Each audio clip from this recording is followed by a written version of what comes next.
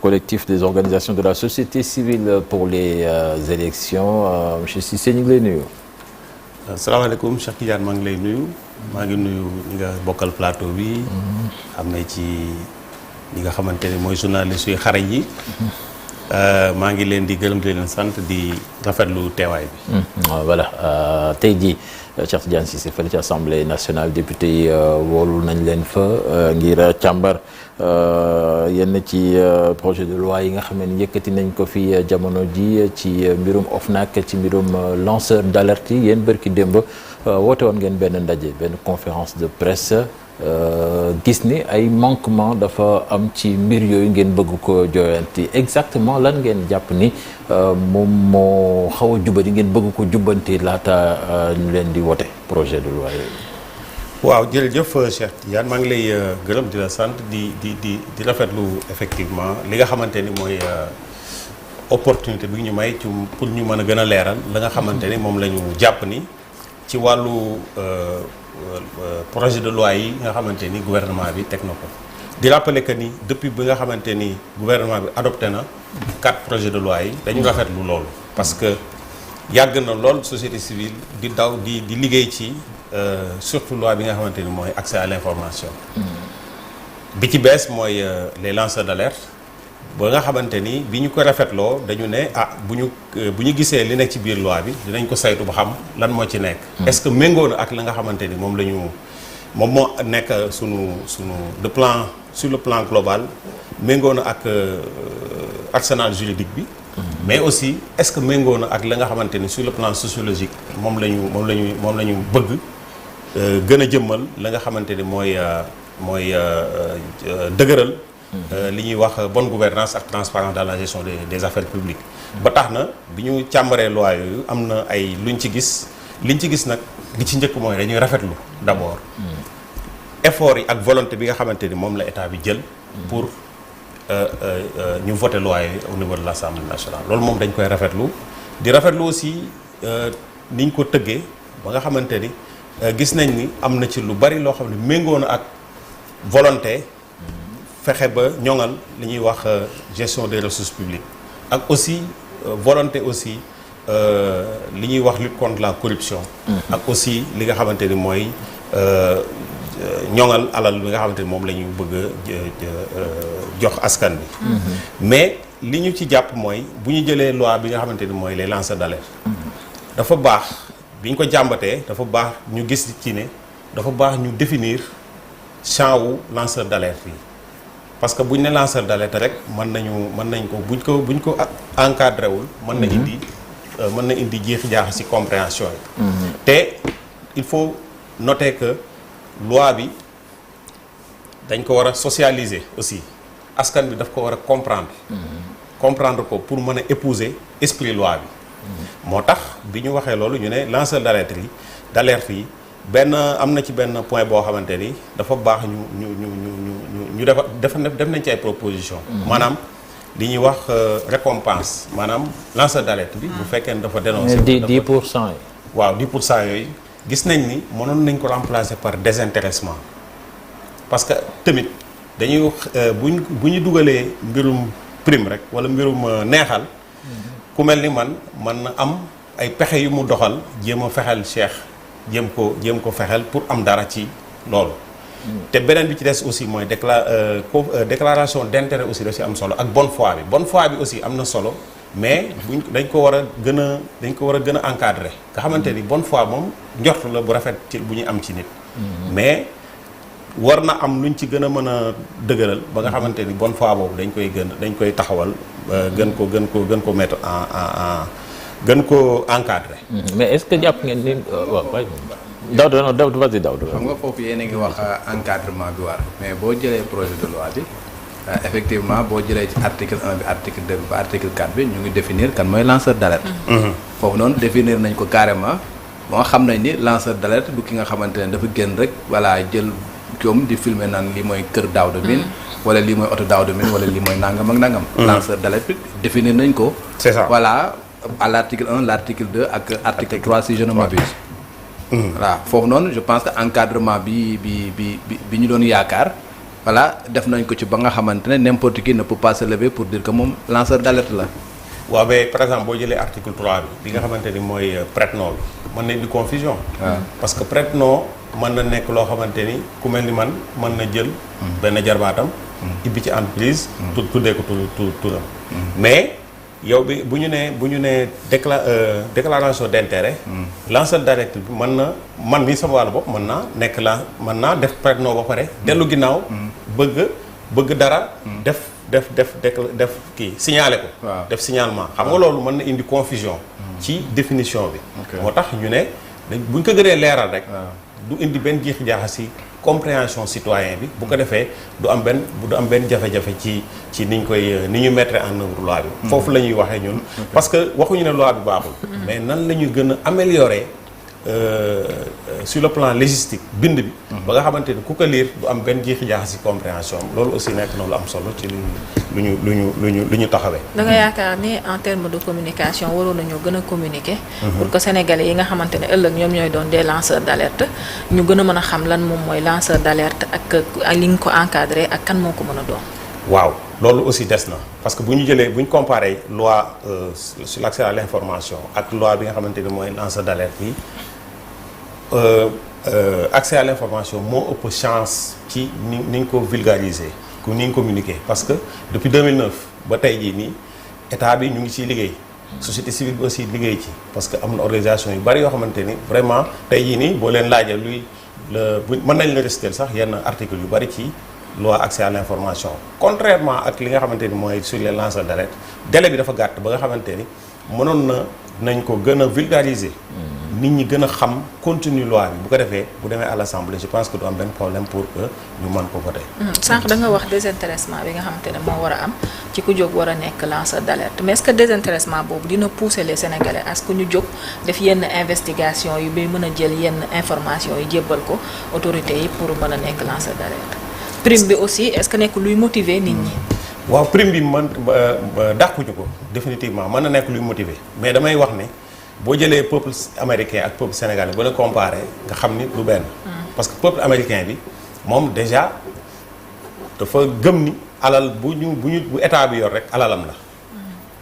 jaral na ko lu ne ba nga xamante ne tey jii nii boo fa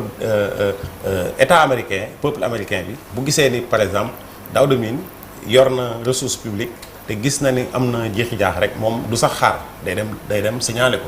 mais Sénégal nekk na dëkk boo xamante ni sociologiquement maîtriser guñu épouser guñu comportement yooyu. duggagul ci sunu tradition sociologique. ba nga xamante ni mën nañ nangu désintéressement par émulation maanaam jéem a pousse nit ñi pour ñu def ko. mais buñ ko jiitalee rek dafay biaiser esprit de bonne foi bi ak désintéressement. mais est-ce que foofu comme ni nga waxee effectivement yow dem nga comparaison avec les États-Unis effectivement les États-Unis comme ni nga ko waxee. les gens peuvent dénoncer sans pourtant ñu am ci dara. encore que même les États-Unis su fekkee ne ñu ngi traquer par exemple benn malfaiteur mën nañ teg benn prime. pour ku nga xamante ne daf ko kéegee comme ça voilà aux États-Unis mais tey jii comme ni nga ko waxee Sénégal su fekkee ne comme ni ko kii yaa waxee tu mets pas une prime par exemple est-ce que dina inciter les gens est-ce que dans la communication il faudrait pas tout simplement montrer aux gens que ni naam su ngeen joxee ay informations yu nga xamante ne dem na bañ réaliser ko xam nga di nga ci am loo ci am mais su fekkee ne information c'est une fausse information am na lu la ci mën fekk parce que y a la dénonciation calomnieuse bi nga xamante ne prévue par le code pénal et bu nga xam dañ ci ak def ay daan. merci Daouda parce que loolu moo ñu poussé à ce que ñu teg cette réflexion critique là. parce que boo xoolee tant que amul aussi des mesures coercitives aussi. on n'est pas d'accord ci ñu teg prime bi par exemple. parce que boo jëlee benn exemple nga ni par exemple au Sénégal ñu ngi soog a am loi sur les lanceurs d'alerte xam nga Sénégalais lu bees la xam.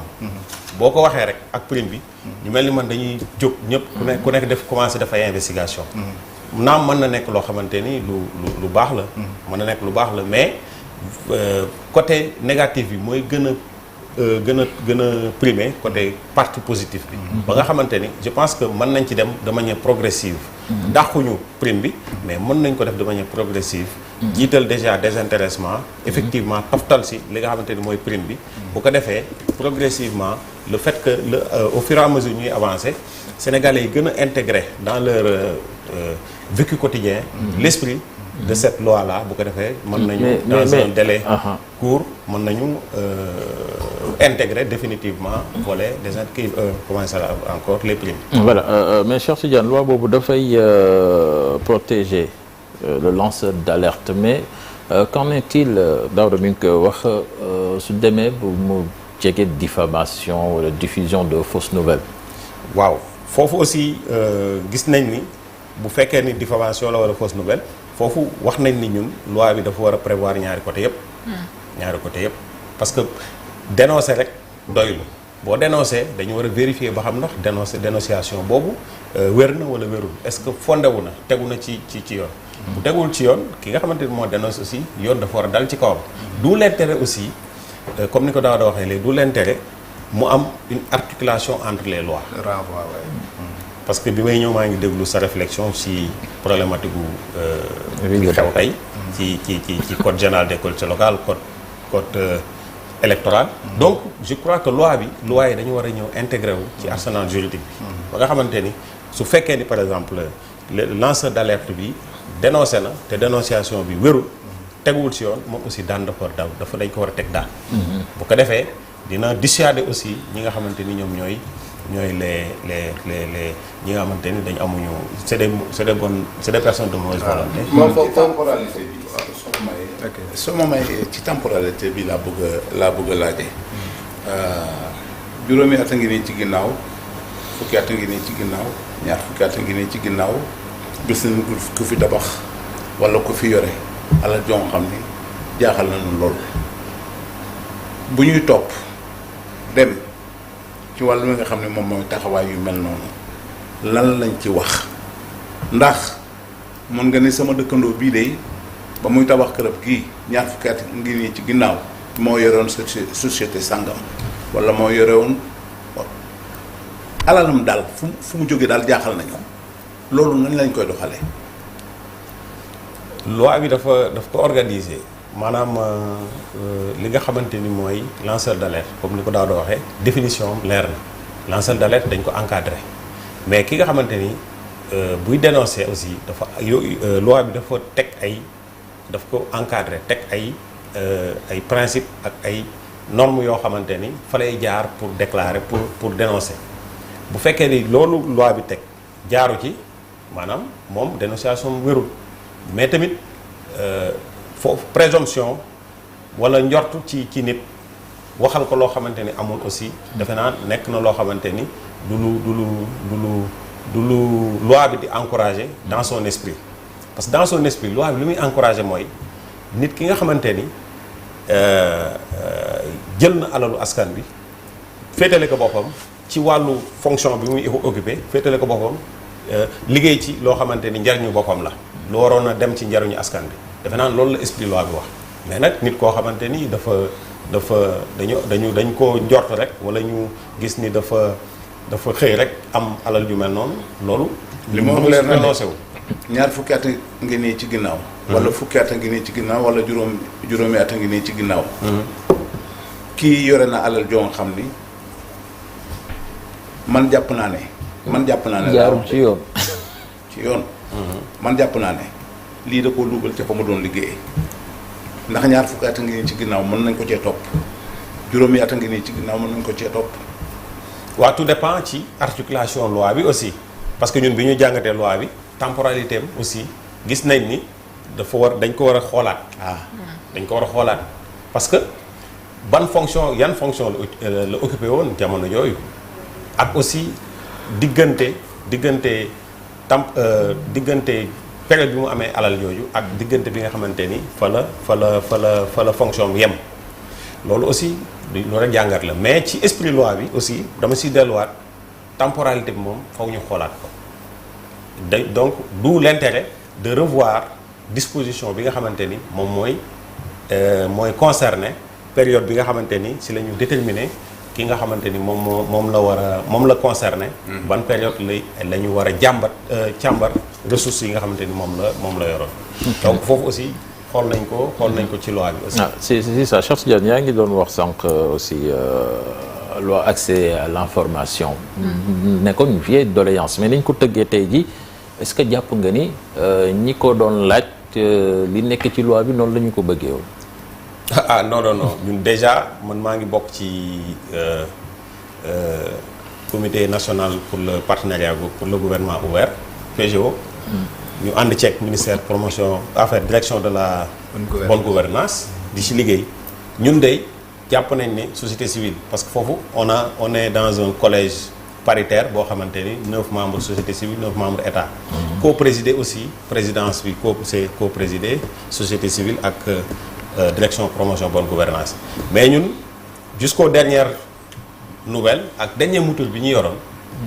bi ñu gis ni am na évolution parce que dañu yàgg xeex ne ñun par exemple commission nationale sur la loi l'accès à l'information dafa war a nekk commission boo xamante ni dafa war a nekk waaw konaay bi dafa war a nekk commission boo xamante ni dafa war a yaatu mais bi ñu gisee ci loi bi commission bi c'est restreint loolu déjà benn mbir la beneen mbir bi mooy ci wàllu champ d'application loi bi aussi am na si ay secteurs yoo xamante ni loi bi jël leen en compte en termes accès à l'information. et que loolu dafa am solo.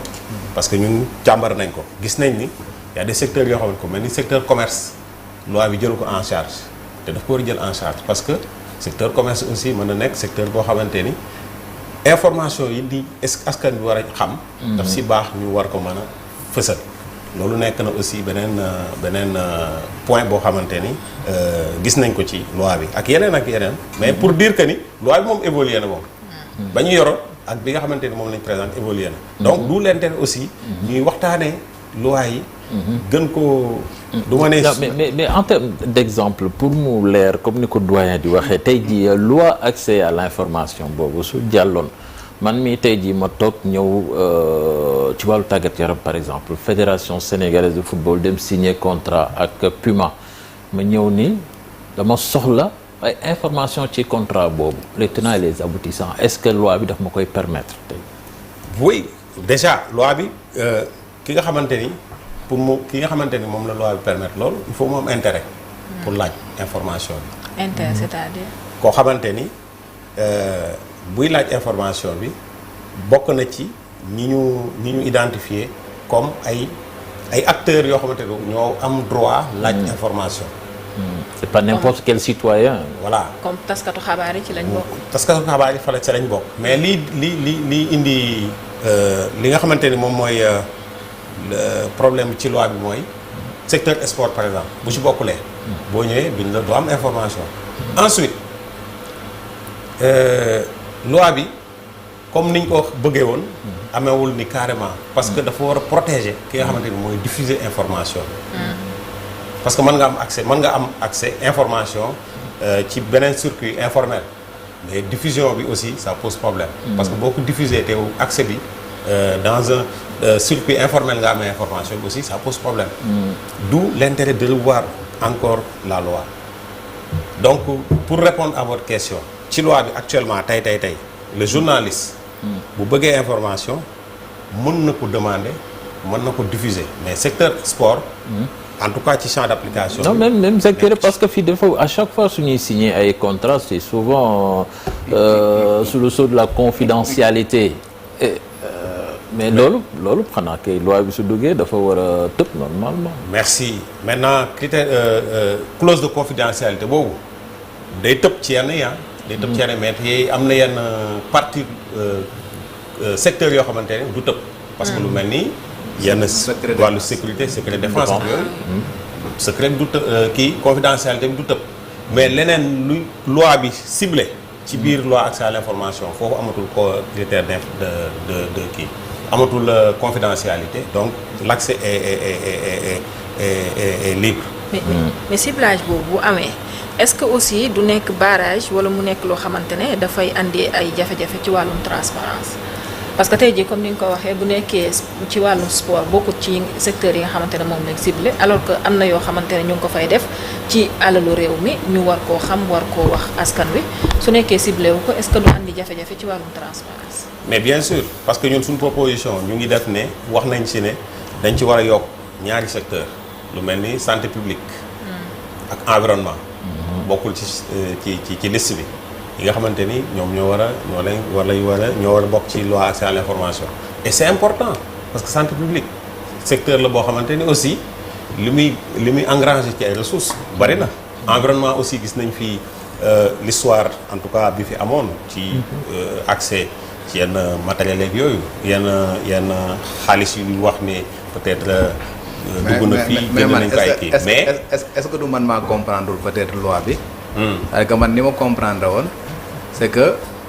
bépp information d'intérêt public ku nga xamante ne da nga ci am intérêt am nga possibilité laaj ko mais dafa am rek ay restrictions yu nga xamante ne dañ ko lister de manière limitative en disant que mën nga laaj lépp mais am na information yu nga xamante kenn mënu la koo jox notamment li ñuy woowee information secret de l'institution information bu nga xamante ne ça concerne le bilan médical par exemple de doomu aadama li nga xamante ne dafay violer li nga xamante ne moom mooy secret médical mooy violer nu mu tuddati li ñuy woowee secret de l'institution li nga xamante ne secret défense la également mënuñu ko joxe li nga xam dafay attenter à la vie privée d'une personne kenn mënu ko joxe li nga xamante ne données personnelles la également mënuñu ko joxe waaw dem nañ ci sax ba ne peut-être des secrets de délibération yi nga xamante ne conseil des ministres et consorts affaire yooyu mënuñu ko joxe et consorts man noonu laa comprendre woon parce que man ni may dégg ngay waxee dafay mel ni comme si dañoo listé fu nga xam ne mën nga fa am information mais lu ñu listé wul rek loolu bokk ci mais loolu moo waral loolu moo tax ñu pousser réflexion bi parce que la loi aussi dans ça dépend ci interprétation ñun bi ñu ko liiree interprétation bi ñu ci am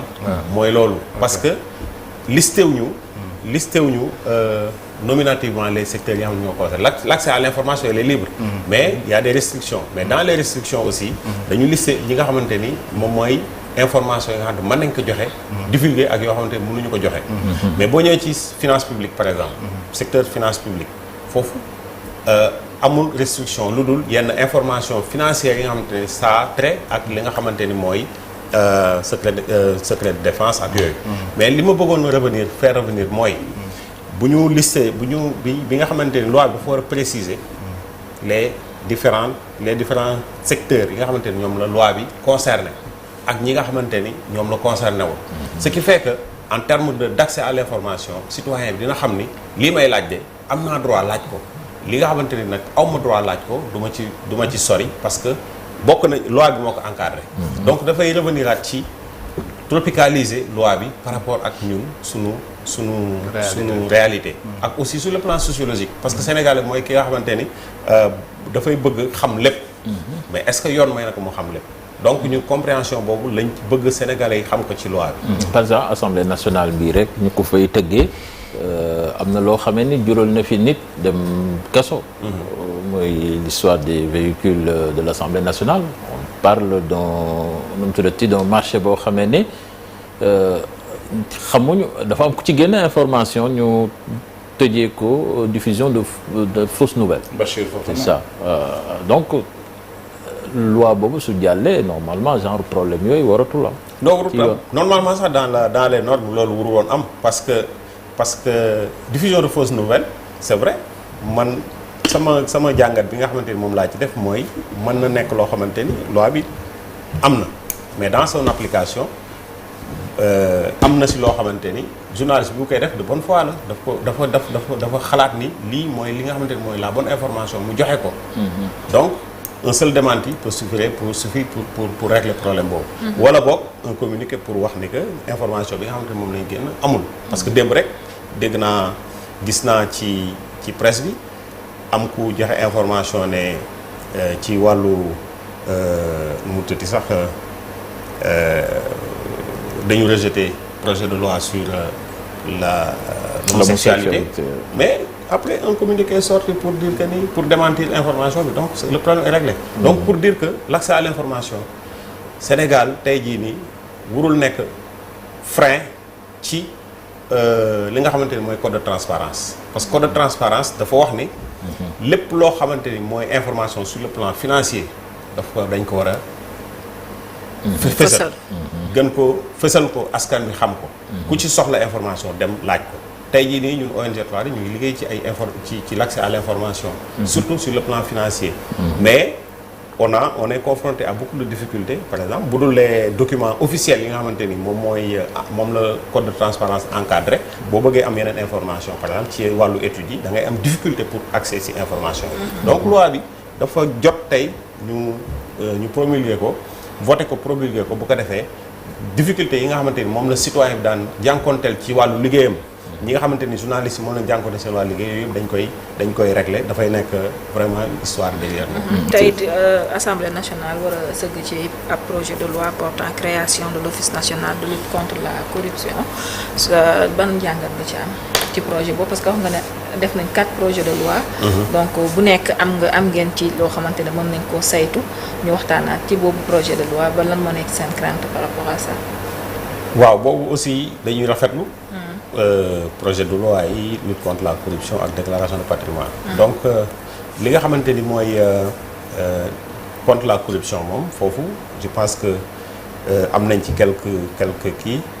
propositions d'amélioration lu surtout bi nga xamante ni mooy lien bi am entre OFNAC ak lanceur d'alerte parce que OFNAC mën na ressourcé wu ci déclaration yi nga xamante ni dénonciation yi lanceur d'alerte yi loolu loi bi wax na ko rafetlu ko prévoir na ko rafetlu ko loolu sax waaye nañ ko su fekkee ni aussi amul encadrement bu strict mën na indi aussi ay confusion ci interprétation information yi nga xamante ni moom la OFNAC jot donc loolu aussi lu ñuy rafetlu la ci déclaration patrimoine aussi liñ ci gis mooy déclaration de patrimoine donc bu président déjà ça pose problème parce que comme déclaration de patrimoine président de la République à la sortie gisuñu ko ci donc dañuy ñaan ñu intégrer ko. te loolu moom moo je pense que moom moo nekk problème bu rëy bi parce que Daouda yàgg na ko fi wax à chaque fois le président suy dugg dina def déclaration de patrimoine mais suy génn il n'est pas obligé de le faire te loolu su ko deful c'est comme si affaire bi amul njëriñ. sama gis-gis nag mooy tey jii nii comme vraiment Sénégal dafa lancé wu ci voie boo xamante ni dañu wax ni dañu bëgg vraiment transparence defe naa transparence donc dafa war a total donc man disposition bu dañ ko war a intégrer ci loi bi nga xamante ni le président de la République buy dugg day def déclaration de patrimoine mais buy génn aussi day def déclaration de patrimoine te beneen aspect bi mooy ñi nga xamante ni assujettis yi aussi ñu déterminer aussi périodicité publication liste des assujettis c'est vrai foofu aussi am na quelques restrictions mais je pense que buñ ci gënee waxtaan sensibiliser ci député yi ñoom dinañ def ay recommandations dinañ def ay propositions yoo xamante ni méngoo ak li nga xamante ni ñun moom la ñu proposé beneen bi ci des mooy temporalité bi doyen wax na ko léegi tey jii nii booy dugg da ngay def déclaration patrimoine booy génn da nga ko war a def n'est-ce pas assujettis yi mais par exemple bu fekkee ni Daouda nommé nañ ko benn direction avant durée bi di jot ñu wàccee ko mu toogaat 5 ans ñu nomewaat ko wala 4 ans ñu nomewaat ko buy dugg normalement buy dugg dafa war a defaat déclaration de patrimoine am n'est-ce pas mais foofu aussi loi bi leeralul li nga xamante ni mooy temporalité bi donc yooyu yëpp ay observation la yoo xamante ni def nañ ko pour mën a gën a améliorer disposition yi nga xamante ni mais foofu li may préciser le président n'est pas concerné par cette loi là parce que le président déclaration de patrimoine constitution moom moo ko prévoir te moom buy def déclaration de patrimoine conseil constitutionnel la koy def je pense que foofu la ñu war a changer loi bi au niveau de la constitution nga xamante ni au début day dem def déclaration de patrimoine au niveau du conseil constitutionnel mais buy génn également dafa war defaat déclaration au conseil constitutionnel parce que la loi sur le conseil la loi sur la déclaration de patrimoine ce sont les autres loi organique la voilà pas le président bi nga xamante ne moom conseil constitutionnel dañ koo seppi quoi voilà donc ça conforte aussi l'idée bi ñu nga xam ne proposition bi ñu def toujours il faut que mu am articulation c'est ça entre les lois c'est ça. conseil constitutionnel ak loi organique yi nii ñuy voté tey dafa war a am loi constitutionnelle bi ak loi yi dañu war a am articulation donc li nga wax noonu lu am solo la parce que loi organique la donc mënul appliqué wu ci le président de la République. voilà léegi balaa ñuy tàggoo dañuy wax ci actualité bi li nga xam ne moo xew tey mairie bu Ndakaaru yéen waa ONG 3D naka ngeen jàppee situation bi est-ce que dañu war a amal élection bi comme ni ko ministre bi wootee wala ñu déglu Cour suprême ba pare jéem a xool après nan la ñuy doxale waaw donc foofu dafa nekk situation boo xamante ni tey jii nii si suñu jàngat mën nañ wax ni cas d'école la parce que li xew nii nekk na situation boo xamante ni jàngat bi bari na lool mais liñ ci jàpp mooy tey comme conseil constitutionnel Cour suprême taxaw na pour statuer si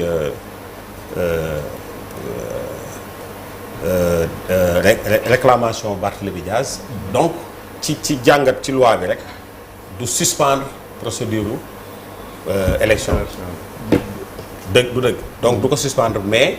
mën na ci am impact ci bu décision bi génnee tey jii nii parce que tey donc bu ñu décider ne donc parce que defe naa ni y a deux choses benn bi mooy tey Barthélémy dafa saisir Cour suprême pour ci procédure référé suspensif waaw beneen bi ba nga xamante ni nag mooy bi nga xamante ni normalement le 18 la lañ ci war a prononcé boobu c'est par rapport à sa déchéance en tant que maire donc tey li ñu jàpp mooy Cour suprême dans la forme amul benn problème normalement Cour suprême dafa war a réunir mais tamit conseil dañu war a réunir mais dans le fond boo xoolee dans l'esprit de la loi mënoon nañu différer élection bi ba décision bi nga xamante ni référé suspensif bi génn bu ko defee du am benn problème mais nag comme on est dans un cadre juridique ci loi la ku ci nekk da nga koy interpréter mais ñun en tout cas on est resté observateur pour le moment en restant dans les principes ci kaw véritablement chaque acteur respecté li nga xamante moom la ko yoon may tey conseil bi am nañ yoon may na lañ réunir conseil Cour suprême aussi dafa war réunir mais est-ce que décision Cour suprême bi dafay am impact direct ci réunion conseil bi foofu la question bi nekk. Voilà